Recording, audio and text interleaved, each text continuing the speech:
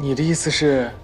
你的机械心脏所有的副作用、工作噪音、放电等等等等，我已经基本解决了。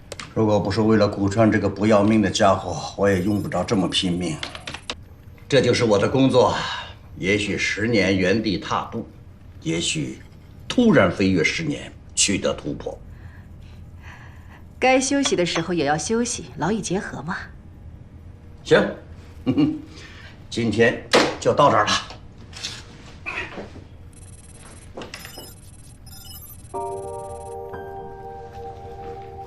哈哈哈！突破，这就是突破。说曹操就到。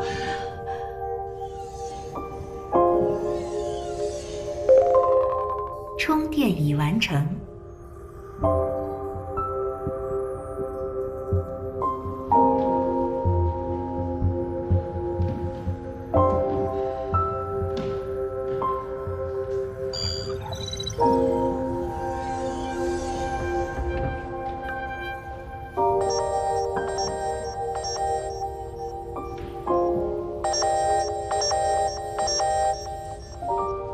喂，顾川啊，我要告诉你一件事情啊，你要控制好自己的情绪啊，不要一会儿激动的把自己家的房子给毁了。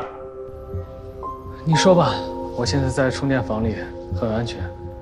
上次你的心脏过度放电之后，我一直在实验室里做各种各样的演算，来解决那一长串的故障啊。可是呢，始终没有突破。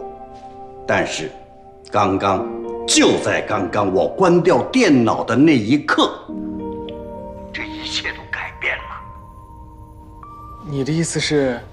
你的机械心脏所有的副作用、工作噪音、放电等等等等，我已经基本解决了，只剩下最后几个问题。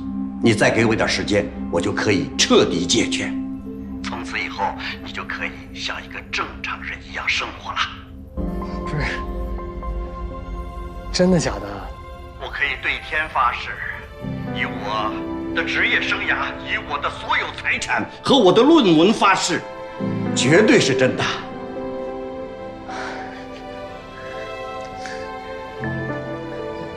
那需要多长的时间？ 3个月，最多3个月。